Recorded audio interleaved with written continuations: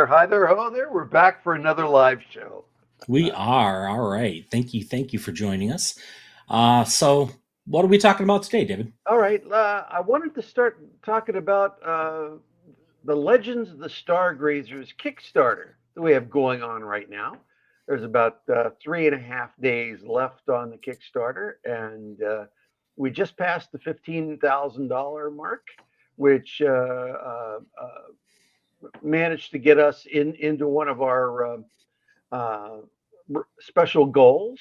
So the books are going to get an upgrade. What I wanted to do was mention that in the 3.5 days remaining, there are 3 different covers that we have for the book. There's one,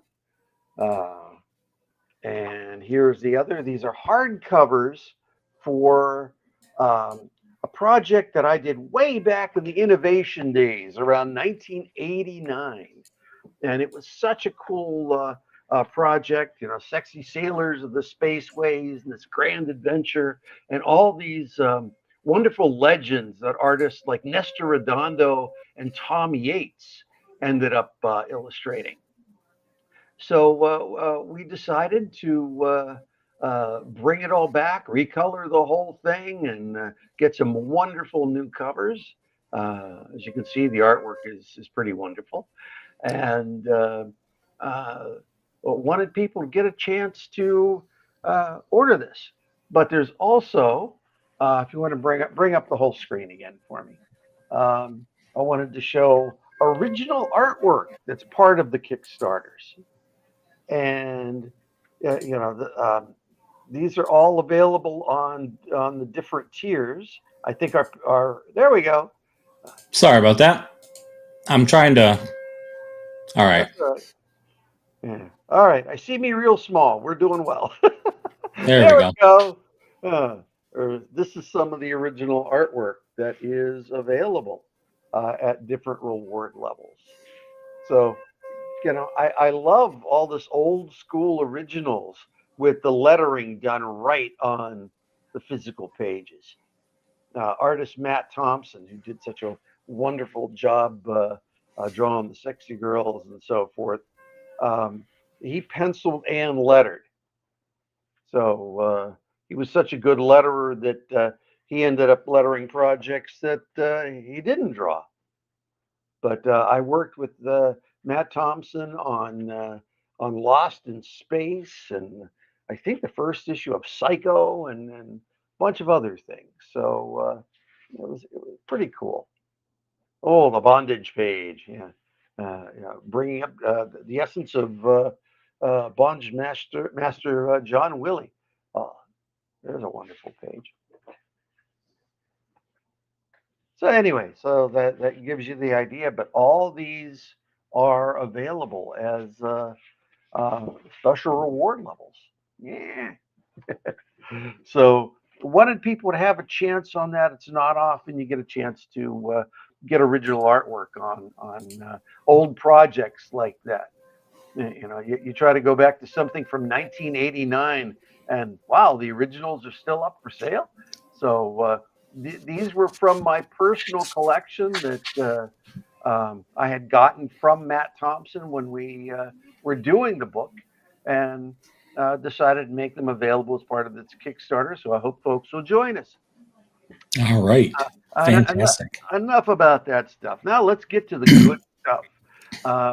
Artist Kevin ENHART has been on the Glasshouse roster for a while, but I had never had a chance to really interact with him. So I am looking forward to this opportunity. I didn't, for example, know that Kevin was in France.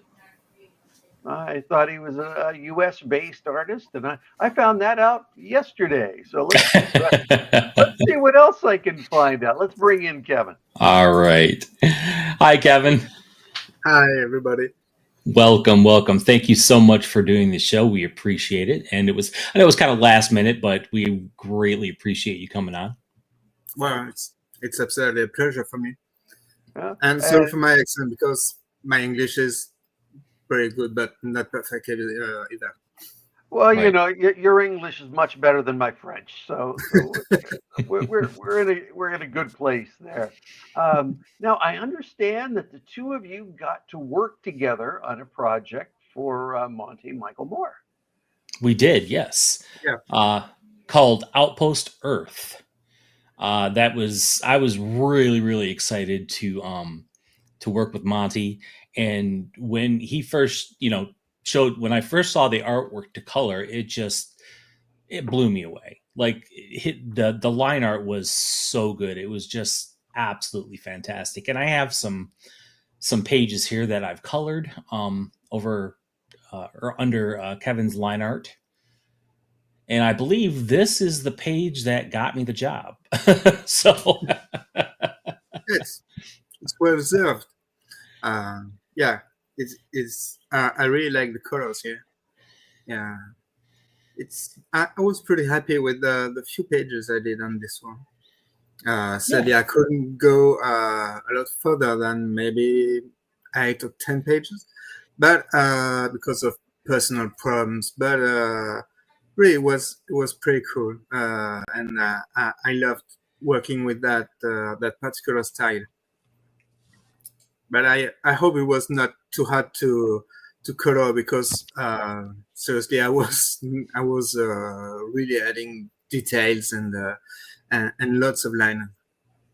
no, it was not hard at all. It was really a joy getting to color these pages. So I really enjoyed doing this. Some very very pretty stuff here. So, Kevin, how did you get started in the business? Well, it was a while back. I began on a webcomic called The ENHART Project. It was in 2010, and it was really fun to do. I did 1.5 years on it. It was pretty much it was a post-apocalyptic story with a wanderer going through various landscapes and trying to avoid some things that was pretty much zombies. Sadly, it was right in the middle of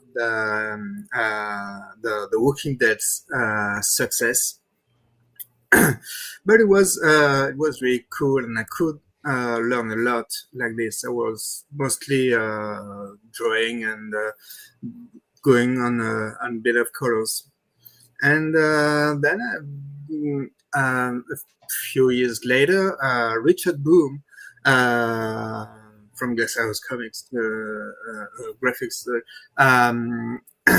found me and became my agent for a few years. Well, maybe for 10, 12 years. And I began working on the Alien game board with Upper Deck. And I was supposed at first to do maybe 10 or 12 artworks, and I did end working on maybe 300 cards and illustrations. It was pretty cool. It was anytime an artist was falling behind the deadlines they were sending me, the whole project, and so I had sometimes 10 days to work on maybe 30 or 40 cards, but it was really fun. And since I love aliens and that whole universe, it was really cool to work on that. But well, sadly, I couldn't go a lot further after that. I've worked on Vikings and Warhammer 40K with Titan Comics, and I love that. It was really, really, really amazing to work with the Titan teams. And well, sadly, after that, the COVID came, and the whole comic industry on my side fell in a sort of limbo. So Yeah, the same thing happened over here too. So Yeah.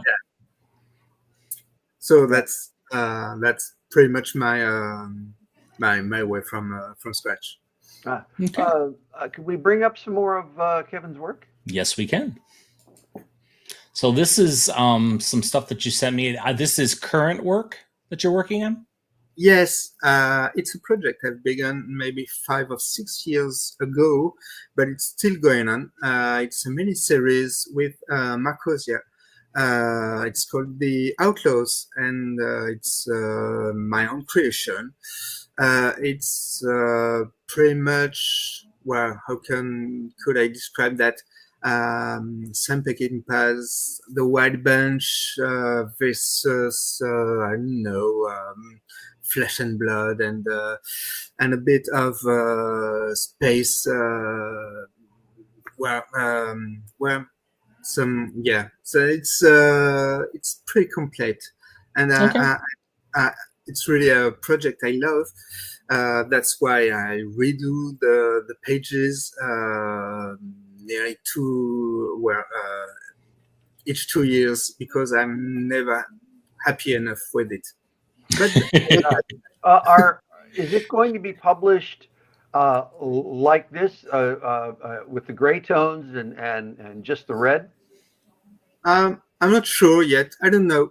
I don't know if I can have if I can find a colorist that can work and bring some real effects. I'd love it. Otherwise, I pretty like the gray tones here. I love this the way it is. Yeah. You've made the art so complete. There's no reason to have color on this. Back when I did was publishing it at Innovation many years ago, we did a book adapting an old movie serial, King of the Rocket Men, and the artist that worked on it was doing full painted 11 by 17 pages, but he was doing them in all these shades of amber, gray and sepia tones. So we were shooting that and printing it in full color, even though it was like this. Right. And as the issues proceeded, there was more and more and more color into it. So we finally got to the last issue, the final page, and all the Rocket Men are going up. And that was finally when the whole book became full color and very bright. And this reminded me of those early issues where he did that. So I could see your publisher printing this in full color to get not only all these wonderful shades just right, but getting that exact shade of red on each of your pages. So I think this is brilliant work. Yeah, thanks. Well, I really like that project. I really want to bring something with it, and mostly with that, with the current politics and stuff like that. I think there's that kind of project can be interesting and meaningful. So how far into this project are you? When do you expect to finish? And is there a publishing date on it yet? There's no publishing date yet, and honestly, I'm not sure when I'll have finished it. It's supposed to be a 5 issues mini series. Mm-hmm. The first one is halfway done.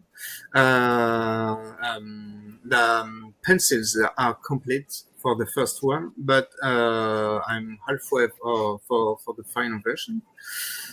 But the problem is it's already the same thing, because that takes time, that takes some resources, and well, I have to eat other beside that. And since I'm not paid for this one, as it's a creator-owned miniseries, well, having to find other gigs of this, Of course, of course. that slows things down. But I'd like to have the first three done before starting the publication, because well, to be sure, people won't have to wait 2 or 3 months before Right. the Right. next issue. Well, that makes perfect sense to me. Are you going to crowdfund this, Kevin? Like Kickstarter? No.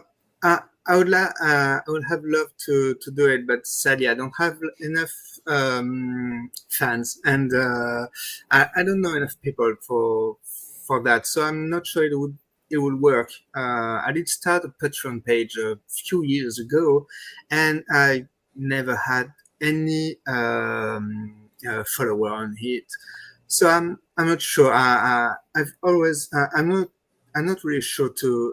Well, I'm not good to sell myself. That's not something I'm used to. So sadly, well, if I could, I would, but I've never had the chance to make something like this work. Well, I have two thoughts on that, Kevin. If I don't know if Marcosia does any. That's Marcosia Publishing, correct? Yeah. Yeah. I don't know if they do any crowd-funded projects, but I have quite a few clients that will publish comics and graphic novels for the comic or the bookstore market, but they will also put the project on Kickstarter as some do it as a bonus and might do it with a special variant cover or something to make it exclusive to Kickstarter. And sometimes it makes enough to cover their printing costs. Other times they'll get somebody that is a major draw for doing covers, and they'll do an exclusive cover, and they'll make more money on the Kickstarter than they'll make selling it into the comic and bookstore market.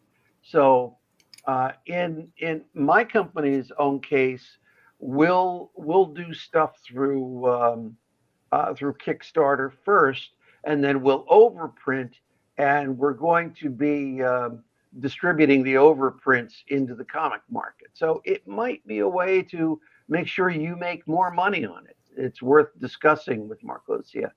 And if it's not something that's done with the comic, when you complete it all, it could be kickstarted as a graphic novel.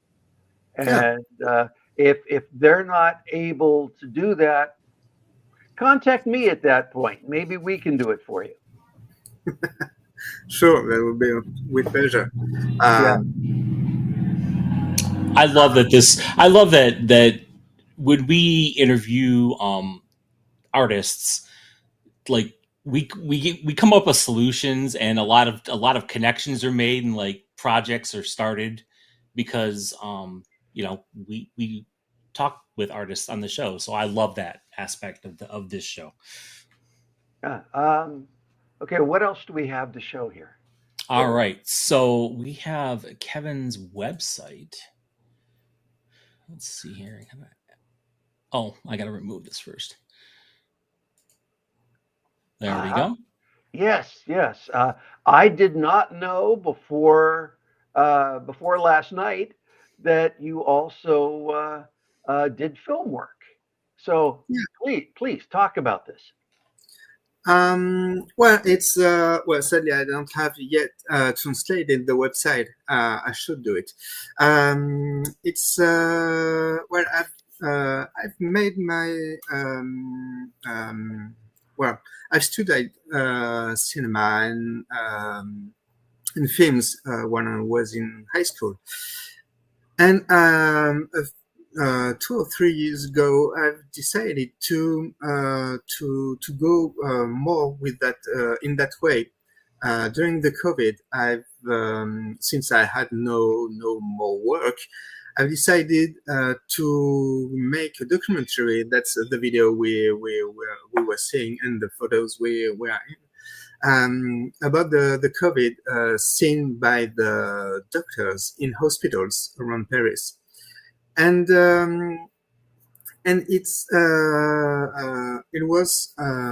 it was really interesting. I spent 5 or 6 weeks in hospitals in ICU services, filming the personnel and the people, and it was really amazing. And I've decided that I really wanted to do that.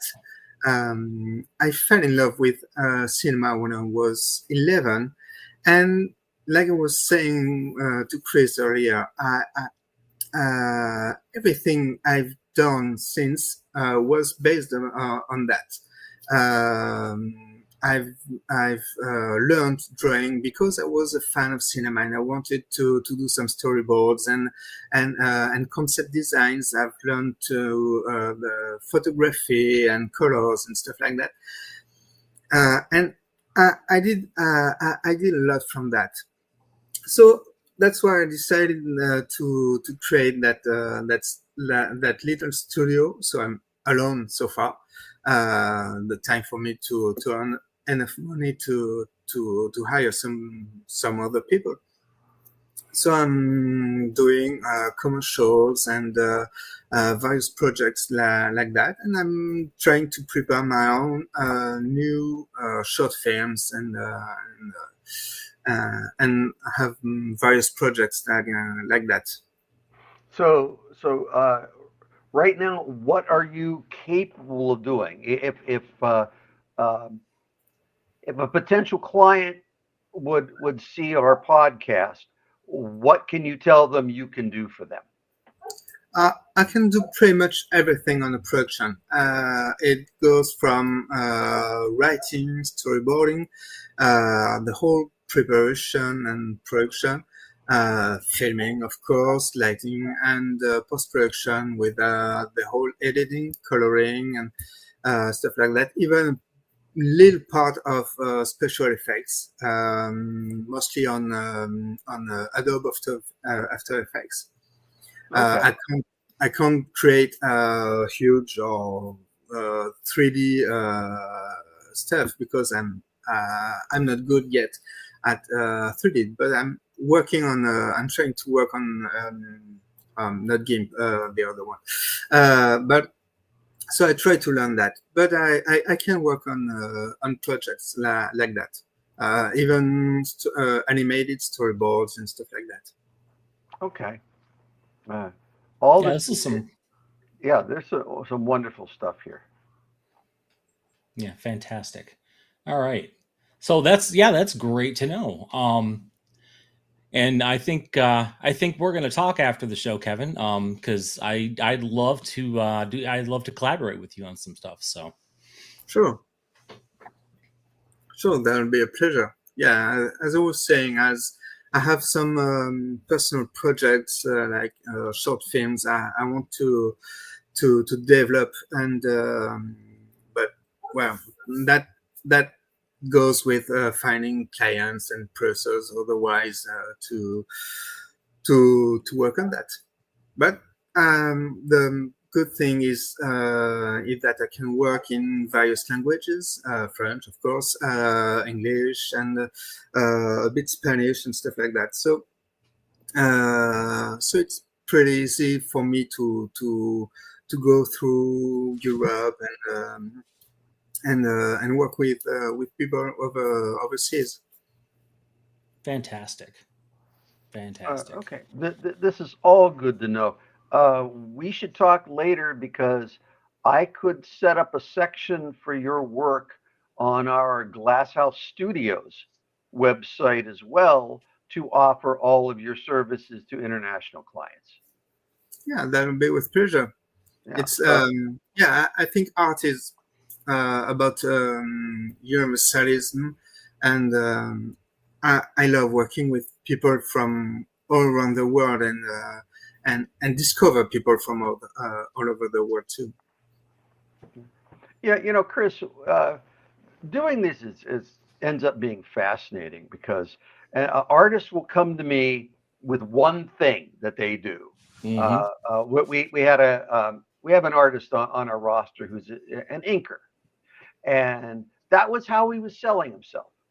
And then I got to sit down with him at a convention. It's like, oh no, I've storyboarded Grimm, and I've storyboarded this and that and the other. And it's like, well, that's fascinating.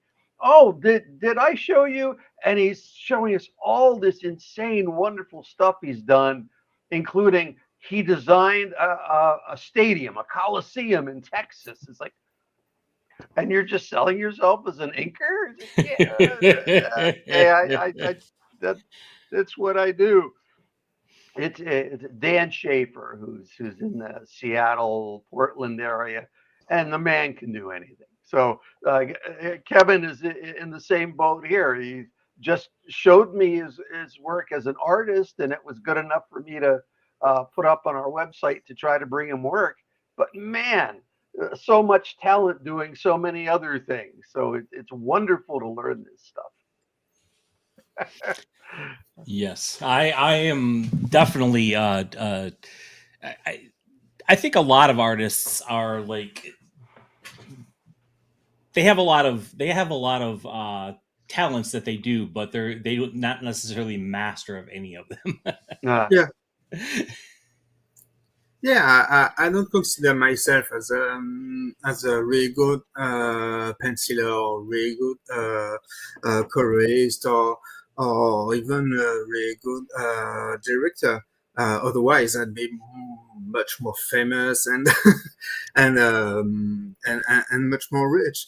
But but I try to I always work with patience, and I always want to tell stories and have some things to say. I always consider art is about saying things, saying what we have that bothers us or what we like, and there are ways to say such things. There are some things I can say with drawing, on painting, on comic books, and others that I can say with photographies and or filming. It's not always the same, and I try to be as good as possible in any way, but always to have to find the best way possible to say what I want to say, or just to express myself. Absolutely. So Yeah. do you have any current or upcoming video work that you're doing? Are you doing any commercials or shooting anything that our viewers should be on the lookout for? Yeah, I've published today on the YouTube page of my website a video of my own my own the part the team which I'm part, a local baseball team from where I live. Because we have a bit of baseball in France too, and I've shared it. I forgot to well, I didn't think about showing you the link, but I can show it.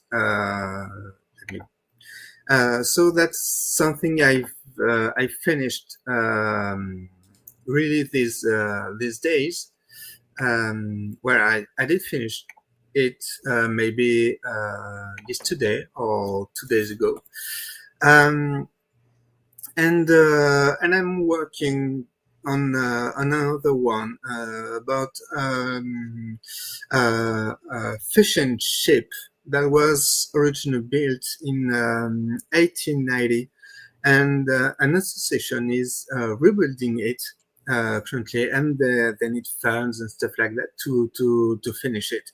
So I'm working on that video. I've been filming late August.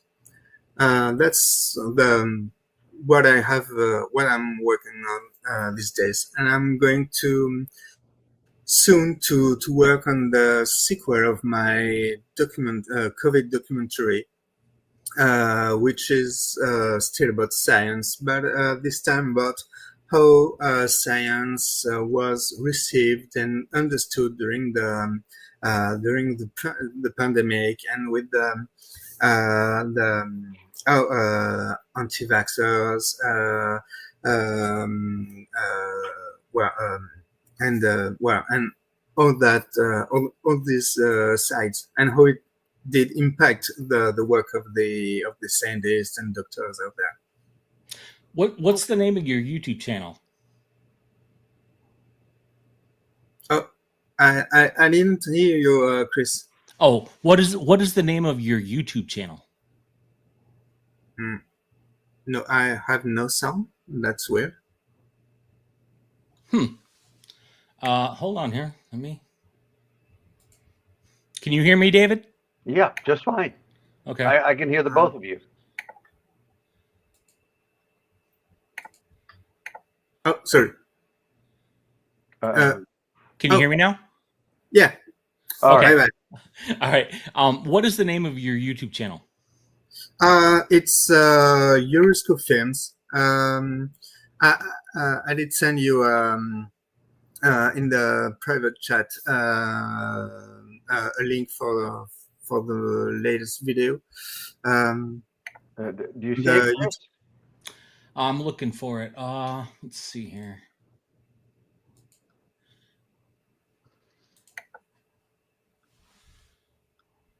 Oh, here we go. I got it. Yeah, if you can copy and share that, I'm that going would be to. great. Yep, absolutely.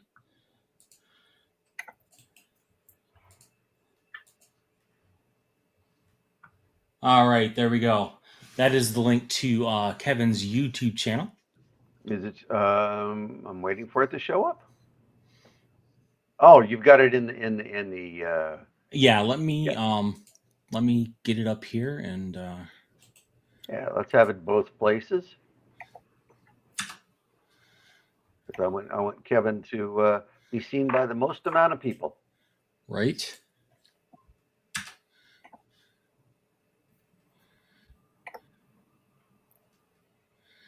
All right. Let me hold on here.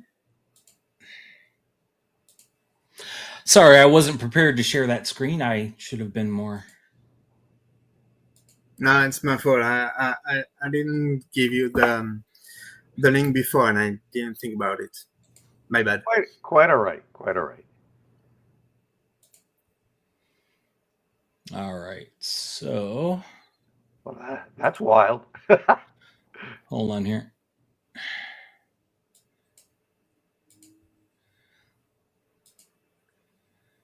Well, that was a good subject. I like that. My favorite subject. That's for references. Yeah. So while we're waiting on that,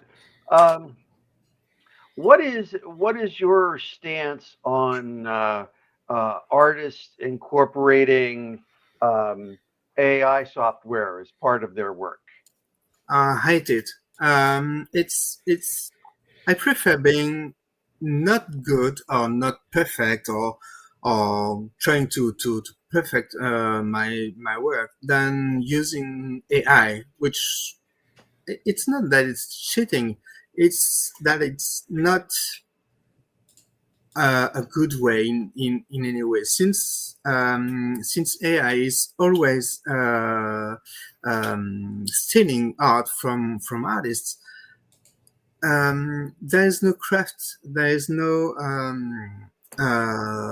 work behind it, well, except from the artists themselves. But if you use it, you're not working on in any case. For me, it's like just coming and taking taking part of a film or movie and saying you did it. I don't get it. All right. Um, In agreement with you there. Well, I asked because I had an artist submit work to me this week where he was showing half of what he was doing was his own line art, his own paintings. They were great, but he had mixed in his portfolio very obvious AI paintings, and they didn't look like his work. They looked like stuff generated in AI. And Chris and I have been having conversations about what would constitute ethical AI. In other words, not using it for any still images, but let's say that that you had drawn a comic book, the one that you're doing right now, and then you use an AI program to create a video of your comic book, so that your character that's talking in this shot can move like this, move the mouth. You've got a character on the street. You can have them turn and walk across the street, but it's you, the artist, doing an extrapolation of your own work. And we thought that might be something that could prove worthwhile, because while we as creators, as artists, or in my case also as an agent, are trying to protect our artists from the rampant use of AI that takes jobs away from them. We're trying to figure a way to utilize it like an artist would use Photoshop or Adobe Illustrator or one of those things, so that it becomes a tool in the artist's hands to do video graphics, not still images, because there's no way to use that without it stealing from other people.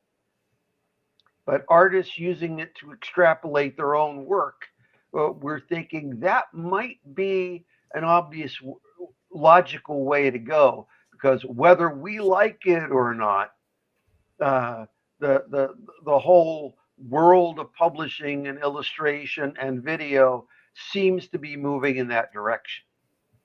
So if it's moving that way, I want our people to be able to benefit from it using their own work. Yeah, That's I don't know, because well, I know that I'm not good at that, but I know that many artists out there that are good at motion graphics and animating images. So I think it would be just maybe moving the problem aside from comic artists to these graphic artists. And I don't know, if I create if I create a comic book, it's because what I want to show fits with that medium, not necessarily as an animation. Plus, I couldn't control the animation process and or have the identity of the person that animates it. I'm thinking about Ralph Bakshi, who with I don't remember the name of that film, Fire and Ice, with Frankfurt Star. Right. We obviously have Frankfurt Star's art in it. It's apparent in any frame. But we also have Ralph Bakshi's animation techniques and work that goes with it, and I love that. I love that this idea that you have all these artists working together to create a unique piece. There is also a French film with that was co-created by Moebius, which was Travelers of Time. It was Les Voyageurs du Temps in French. And it was really great because the whole concept design and was by Moebius, but the animation was by René Laloux, and it was gorgeous. I love that. If we just go from a still image and let an artificial intelligence animate it, it would. I think it would just be just as flawless as asking ChatGPT to create or Midjourney to create an image. I'm not sure it would go really far. Like I don't Well, know. yeah, Sorry. I asked that because there are quite a few publishers that are doing motion comics from the books that they publish.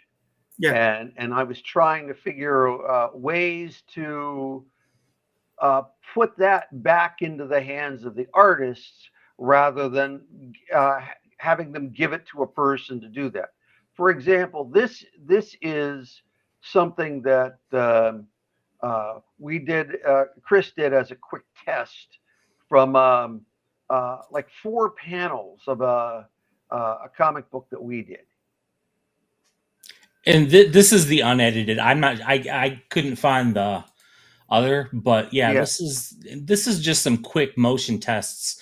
We took a comic page. It's called Perfect Date, and ran it through the AI program to animate it. So it's just some interesting stuff for motion comic possibilities. yeah. This is Larry Twazon's art for a book that we were working, still unfinished, called Perfect Date, that is supposed to take place, well, in your country.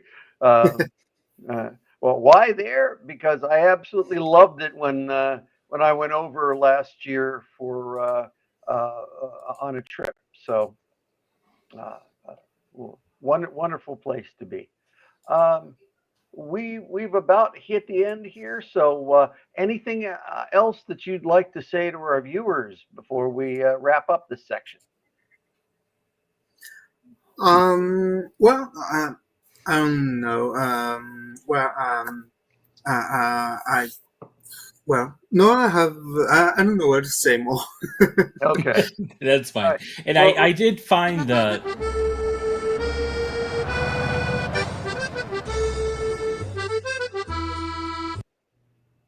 it's not playing too well. nope. Oh well, we tried. Yeah, not sure what happened there. So all Uh, right, but anyway, anyway, before we wrap, go back to that shot you had of the video that you were showing. yes. Yeah, we didn't finish talking about that. So, what was this, Kevin? This one is the video I've published these days. Well, today actually. It's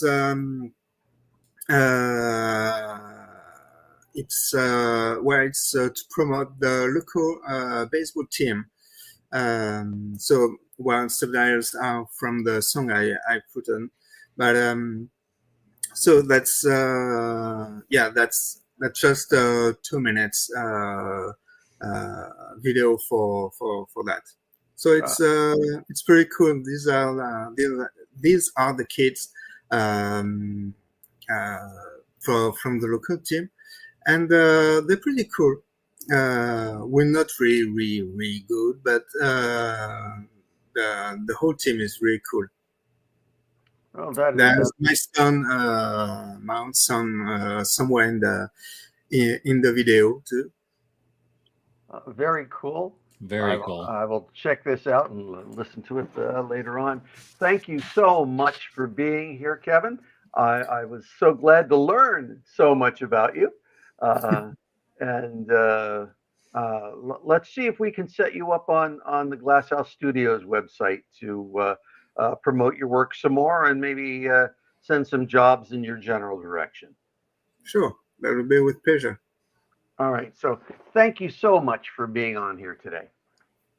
Yes, it was a pleasure talking to you, Kevin. So, all right. Yeah, thanks for inviting me. All right. You have a good rest of your day. All right. Thank you. Oh, that was quite a treat. That was, yes. Always a pleasure talking to new artists and artists that I didn't even realize I worked with. So, well, it's always so fascinating to me. It's like I can get more jobs for people if I know everything that they're capable of. Right. And my knowledge of Kevin's skill was based on 12 pages that he sent me for his portfolio, and they were strong enough to for me to say yes, I want to put you on my roster and offer your stuff. But he's capable of so much more, and that's not seen in his portfolio. Right. So I wonder though if people, they think Glass House, a lot of people, they think comics, and so that's why like, okay, it's a comic, like you represent comic artists, yeah, and so that's what I'm going to send, and they don't think about the rest of their abilities and their yeah, their creative abilities. So. and that is a shame because we hit all those different markets. So, in theory, at least, we should be able to bring them jobs from a variety of things. But it also helps if and this goes just for artists in general that work with us. The more they communicate and the more they send me updates to their portfolios, the better. Because if they're in the forefront of my mind, then the next job that's right for them comes up, and it's like, oh, okay, this guy. Right. And a lot of people don't realize that Glass House does a staggering amount of variety of they represent a staggering amount of variety of artistic endeavors in industries. And so it's like I was talking to one client. It's like, wait a minute, you could do statues too? What? Yeah, we can design them, and we have a source to make them. Oh, well, I didn't know. You didn't ask. You didn't look on our website. It's there. Speaking of artists, I think we have some portfolio stuff to review today. We absolutely do. So here we go. This is our first one. All right, so we are back to somebody doing we have this 4-page Wonder Woman test plot that's on our website. And it's nice to see different people trying it because you get to, over time, see a wide range of attempts to do it to see what works and what doesn't work. And I very much like what this fellow has done. I wish in the first panel where it is supposed to be big city and they're supposed to be in front of a big department store and that's we're not really getting that part of it. This looks like it could have just as easily been a small town, that has 2 streets or that are their downtown. You don't get the feeling this is a big bustling metropolis. Right. And people running over like this, although that's some adds to the action. It didn't establish that there were kids lining up and so forth. That was part of the story. The next shots seem to work pretty well. The kid looking up and seeing it, the thing come down, and then Wonder Woman flying up, getting hit, smashing. Okay, this all works. The only thing I would have suggested was Supergirl was supposed to be flying down to help Wonder Woman, who was partly trapped under the meteor, and we don't really get to see that the way he's staged it.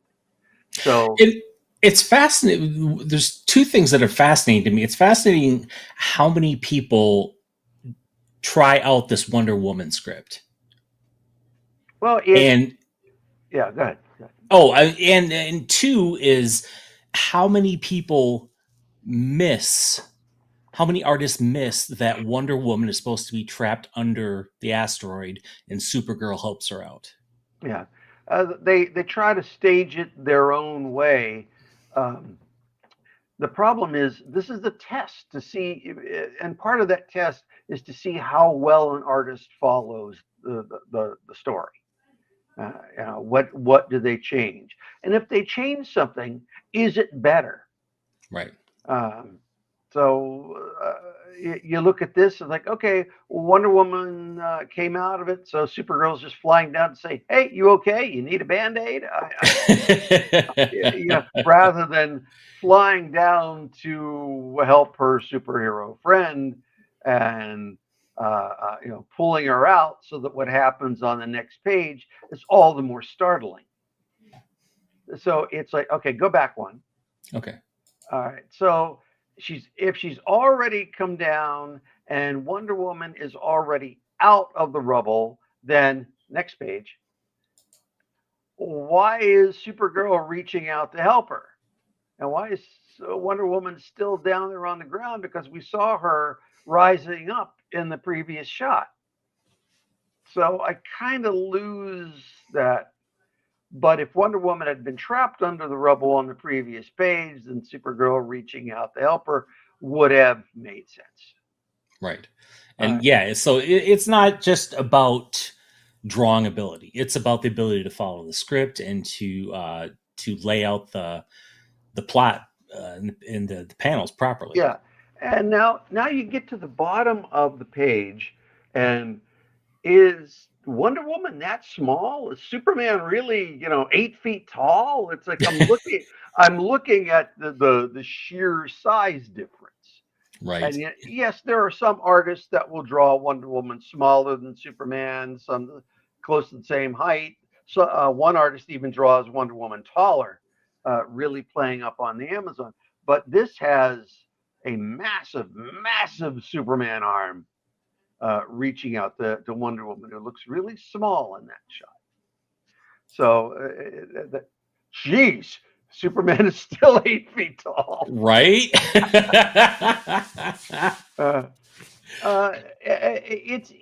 This is interesting to me because I thought this, and this happens quite a bit with artists working on samples. They'll start out strong with their first page, and then as they get further into it, it's like they're getting tired, and so the stuff, more mistakes, not as well drawn, whatever, by the last page of the sample. And if that's happening on a 4-page sample, what's going to happen if they're given a 24-page book? Exactly. So that makes me worry. So suddenly we're into an overly massive Superman, speed lines behind her that are manga speed lines don't really work. I hate that kind of stuff. Um, Superman inside a building. So where's the wind coming from that's doing that to his cape? I certainly love flowing capes and all that. Is the wind coming from the hole that she made in the wall when she threw Wonder Woman out of it? I would like to see that. And if that's the case, why isn't it blowing Wonder Woman's hair?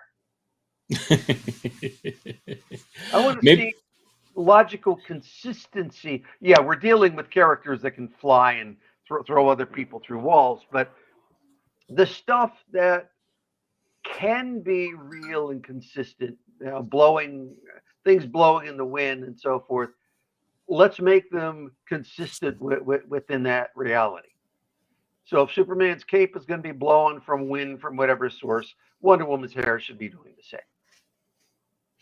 Kevin said, yeah, he tried that. He did this script as well. He did some pages for this script as well. So it's a good sequence to do because it makes the artist. Before we get to that, It makes the artist draw a little bit of everything. So you've got little kids, you've got grown-ups, all in real clothes. You've got a cityscape, you've got cars, you've got body language, expression, you've got some action going on.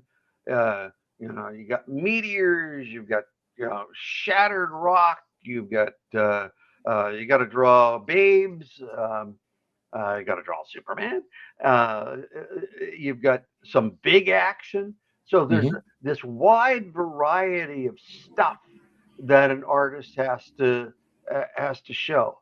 And when I write these test plots, it's deliberately to make an artist do a little bit of everything. And then part of my job is to not only analyze all that, but see what did the artist skimp on. It's like, did he leave out cars because he really isn't good drawing cars? Did he, you pay real attention to that.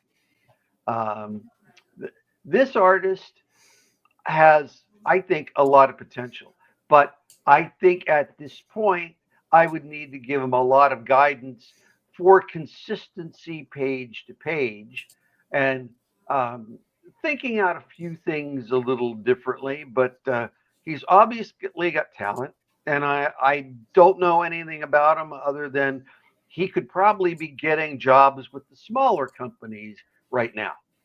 Right. But Absolutely. my job becomes, I don't want you that artist working on jobs that are royalty only because that gets you nothing in this business, or something that pays you $50 or 75 or even 100 a page. I want people working making 300, 400, $500 a page so that they can actually make a good living out of this stuff. Yes. So when if I'm reviewing stuff and artists say, well, I'm already working, I'm already a pro. It's like, okay, are you making a good living out of it? Could you be doing better? And that's really where my job comes in. Absolutely. Now go back a minute here. Go back to the first page. There we go. So this is pretty decent staging. Nothing really wrong with it. I mean, the character that's going out of the panel is handling it correctly because it goes from the panel down and out. Okay, we're all fine there. Go through it. Page 2. Okay, this is all right. As we get further into it, it gets a little rougher. Now let's look at a comic artist, Jose Luis Garcia Lopez. Let's go to his stuff. Well, real quick, I just want to show Yeah. this is Kevin's test Okay. pages. Oh, okay. He sent me these, so I want to show these. Yeah. There we go. All right. So we can talk about these a bit. He's got some lovely drawing going on here. He gave us a nice upshot. There's enough to feel that, as I said, we were looking for that big city thing. So it didn't feel like it was just a little small town thing. Kids, teens, adults, all around Wonder Woman. She's reacting properly to the little kid, hunkered down and smiling at her and so forth. The shot of the two people in foreground right, yes, they're breaking the panel border, but it's properly going into the next panel, so you're leading the reader's eye down. So you've got the reaction, you've got Supergirl turning the way she's supposed to, and then flying up. I have no problem with any of this, the storytelling or the work here. This is a nice page. I'd give this guy work. I go through this. He put a lot of work into this.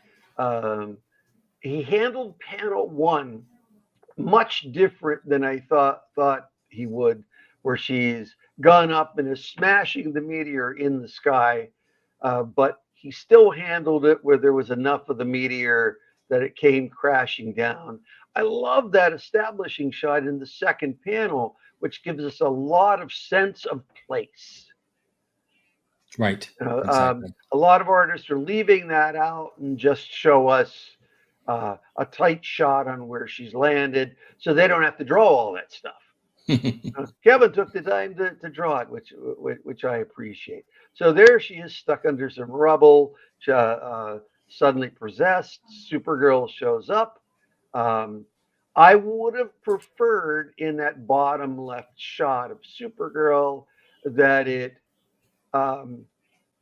be a different shot. I never like flying shots of characters that cut characters off at the knees. It's like the legs are kicked back. Right. But to me, it always looks like the character was just amputated. So you like to see, even if you're not showing the whole leg, you show the feet behind them so that they're not kicked back that far. So that kind of bothered me a little, but it was still well drawn. I thought his foreshortening in there wasn't as strong as it could have been because the hand should actually be larger since you're emphasizing the foreshortening in that shot. Right. So he's drawing it too realistically, where the dramatic angle requires dramatic foreshortening. And then he does have her reaching out to pull Wonder Woman out from under the rubble, which is what it's supposed to be. Thank you, Kevin, for following the script.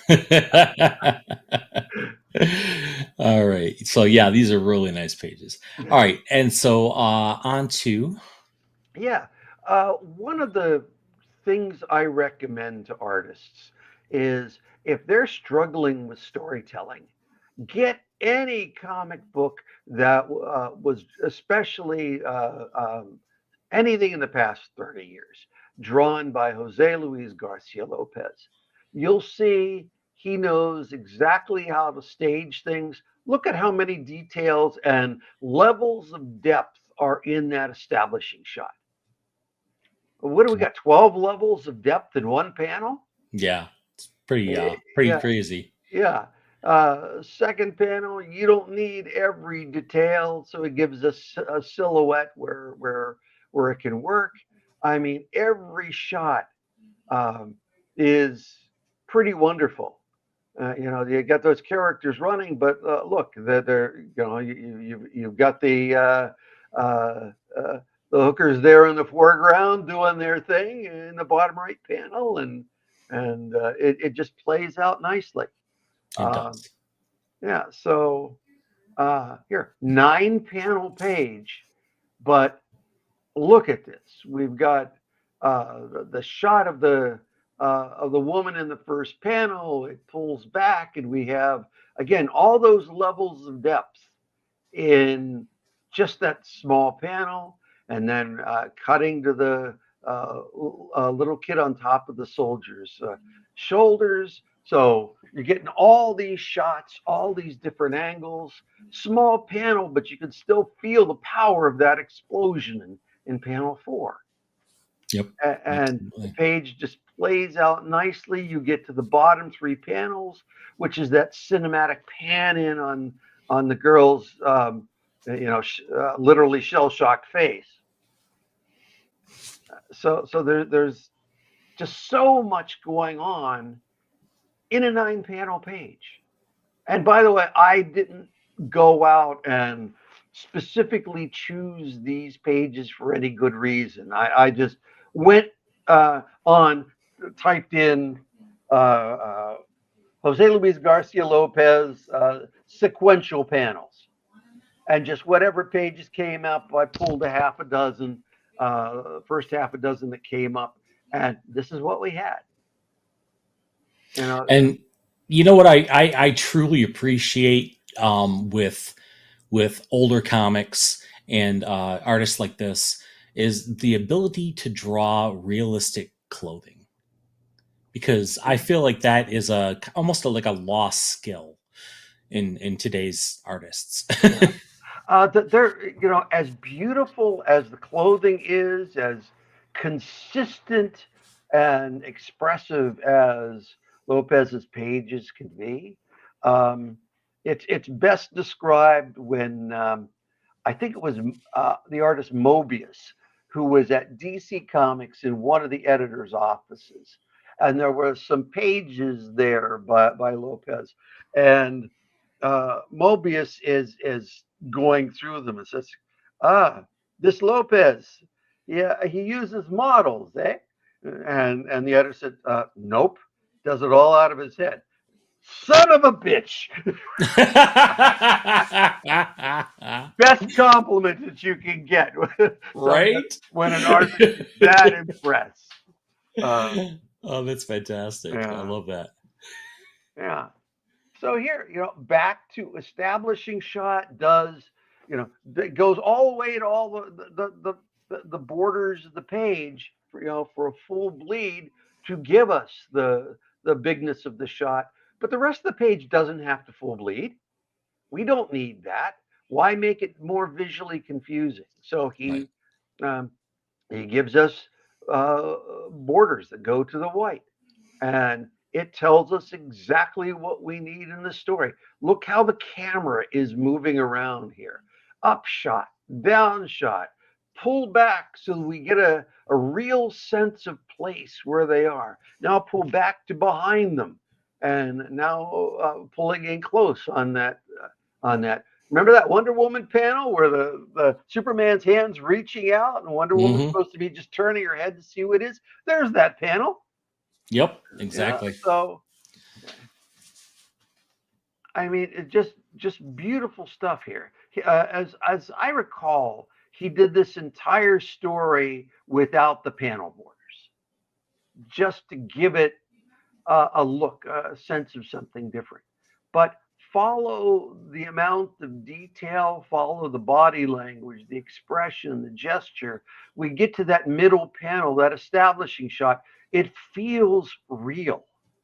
Yep. It's only a third of a page, but the sheer amount of life that's going on around these characters. I don't find any of today's artists that are submitting work to me, especially doing their art digitally, that bring this kind of life, this kind of environment to their pages and characters. And Lopez just does it over and over and over again. Basically, every page is a master class in how to draw comics. I mean, check this out. Overhead shot from above, establishing shot here, a montage with Superman and Lois. Okay, different angle, getting romantic, full body shot. Their body language says so much. Just beautiful work. It is and gorgeous. and so much of this is missing from the samples that I get from artists today. And they'll say, "Oh, this is old fashioned." Well, okay, Lopez could also draw in several different styles, but this was the style that he chose to use here. And the only reason he was never thought of by the fans as a superstar artist was because he spent so much time behind the scenes doing all the marketing artwork, the licensing artwork, and these big licensing packages with hundreds and hundreds of illustrations, or they would put him on a shitload of covers to do Mm-hmm. because he was a terrific cover artist. But when he'd go in to do interiors like this, all masterful work. But it's not like he ever went to Marvel and did a 5-year run on the X-Men, Right. Right. or or he'd be thought of much differently by the fans.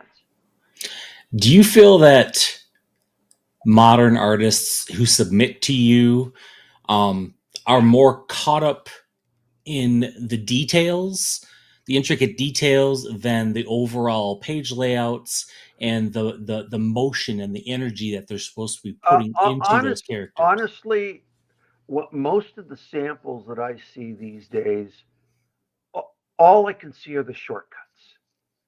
All right. You didn't want to draw a real establishing shot because you didn't want to put in all those buildings and cars. You really didn't want to have to pick angles for this. Um, I got an artist working on some stuff for me, and we had a quite an argument because he was drawing all vertical panels. And he says, "Oh, it's better for showing the action the way I want to depict it." It's like, no, you're doing vertical panels because you don't want to give me any real establishing shots. It's a shortcut. It's a cheat because you don't want to put in those details. I realize that comics are not paying good money, but the best artists still know what to do and how to do it, and where they can take shortcuts that won't look like shortcuts. Exactly. Okay, I can do a silhouette in this shot, or I can do the outline of buildings in this one over here. Yes, there are ways to do it, but still not cheat on your craft. And the biggest problem, and I've said this in previous podcasts, is that these artists don't look beyond 5 years ago for their stuff, when some of the best comics done, especially in terms of storytelling, were done across decades. Right. The 60s, the 70s, the 80s, the 90s.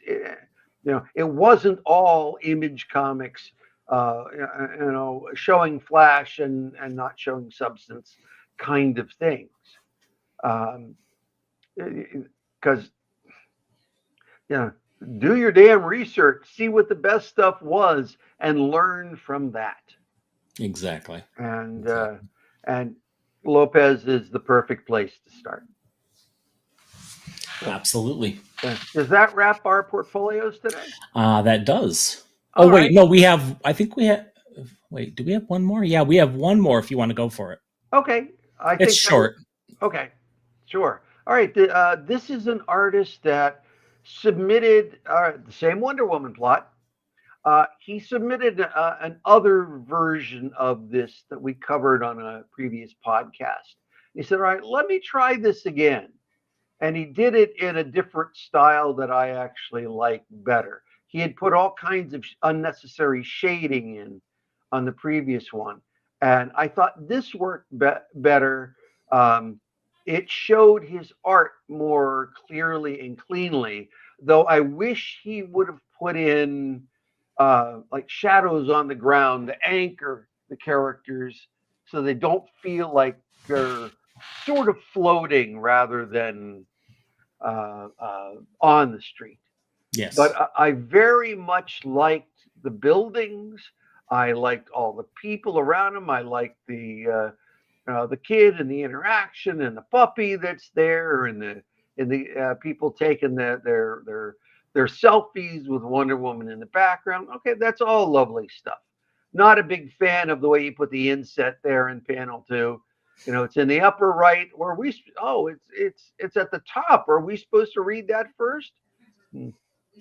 Yeah. So one of the problems I have with insets, but that's a personal thing.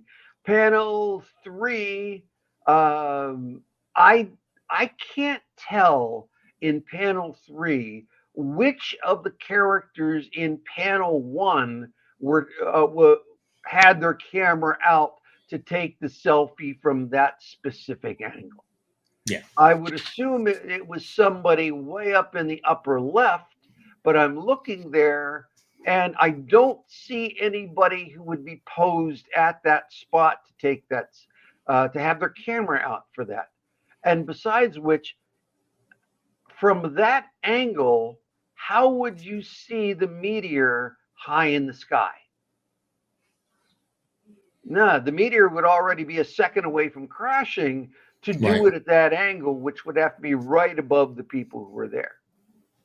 So, all right, so you got Wonder Woman in panel 4. Not a fan of that face. It looks a little off. Yeah. But the movement of the hair is fine. The way the hand is poised, holding the pen. All right, that's all right. The next shot, the the big panel there that's a slight upshot as she's left the pen on the ground and so forth is interesting to me because he decided not to show Wonder Woman flying off. She's nowhere in the shot. There's no speed lines. There's nothing, but showing showing the reaction. I've not had another artist do it that way. It is a valid way to do it as long as on the next page you show Wonder Woman in motion so we understand what's going on. But that's an interesting visual, and he took all the time to put in all those people and buildings. So I'm very glad to see that. Yeah, that was a fantastic. I love that panel. Yeah. Love it. So, all right, next shot. Sorry, I had a message. Let me. All right, there we go. All right.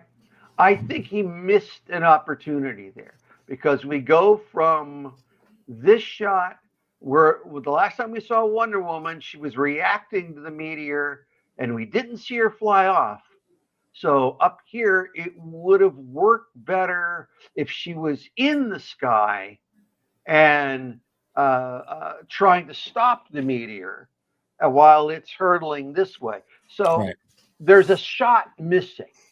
And if you were a director in a movie storyboarding this, you know you need that shot because going from where you were to this, there's obviously, scene missing. You might have to get your second unit on it because we really need to get that shot in here. So I would have said add that panel. So panel one, if it were panel two, that would be great. Don't add a sound effect if you're not a great letterer. I could see a much better crash done by a professional letterer. No need to put in the if you're not actually lettering from a script. Unlike Kevin's version of this that we reviewed a few minutes ago, this gives me not a clear enough sense of place. He kind of does it in the bottom left panel, but Kevin did it better. Yes, she's trapped under the meteor, which is great, but she's suddenly not trapped in the next shot. Okay, I think it would have been better if she were still trapped when Supergirl comes down to help her. Right. But this is still fairly good work, better than what I got from him before. The first of the two pages impresses me. This page impresses me less, not because there was any lack of detail or thought to it necessarily, but scene missing. And Yes. I would have preferred Wonder Woman still trapped under the meteor, like the script says, so that Supergirl flying down would have made more sense. And And there's no indication, at least to me, in the inset panel that she's mind controlled. yeah, all he did was erase the pupils, which probably not enough. Yeah. And Supergirl in the bottom left panel, I don't get enough sense that she's flying down. It's like the hair is doing this, but the cape is down. What is it? Too heavy, like an umbrella? I don't quite get it, but so it could have been better. So I thought his first page was strides better than his first attempt. The second page is pretty good. There's some things he could have thought out differently, but Okay. he's on the right track. He's improving. Very nice. So I think that's about it for today. Unless you've got anything else you want to chat about. No, I think that's it. So yeah. All right. So not sure who we've got lined up for the next few weeks, but we're going to have At some point, Alexander McCrease, who is a with Autark, I believe is the company name, publishing. He does gaming books as well as some wonderful Ascendant graphic novels. He hopes to join us. I'm really My looking forward to talking to uh, him. my former partner, Helcio de Carvalho from Brazil, who runs Editora Abril, one of the big publishers down there, or Mythos Editora, I'm sorry, Mythos Editora. And he has just come up with an autobiography that, as we speak, he is doing a book signing in Sao Paulo. And I believe he has one next week, too. So we're going to try to have him on maybe the week after. And we're talking to our Kickstarter coordinator and manager of some artists, Richard Boom, that should be joining us to talk about what he's been doing with artists and about the wonderful Kickstarters he's been doing. Yes. So, and Rich is just a fantastic guy. He's so nice and so genuine. I love Rich. same here. I've enjoy every conversation I have with him. And he's just been supremely helpful with the Kickstarter stuff that we've been doing. So those three, whenever we can line them up, plus I'm talking to a few others, and we will see when they can happen. So next week will be as much of a surprise to me and you, but we are getting some wonderful people lined up. Absolutely. And we're always open for portfolio submissions. And if you would like to submit a portfolio for David to review online, you can send that to David at glasshousegraphics.com. And alternately, if you want to send it to me, you can send it to ghthrowingstones at glasshouse.com. And we will make sure to get your portfolio and review that online for you. All right. So thank you all so much for joining us. And looks like we'll see you next week. All right. Thank you, everybody. And please remember to like, subscribe, and comment on the show. That greatly helps us. And y'all have a great rest of your day. All right. Thanks so much, everyone.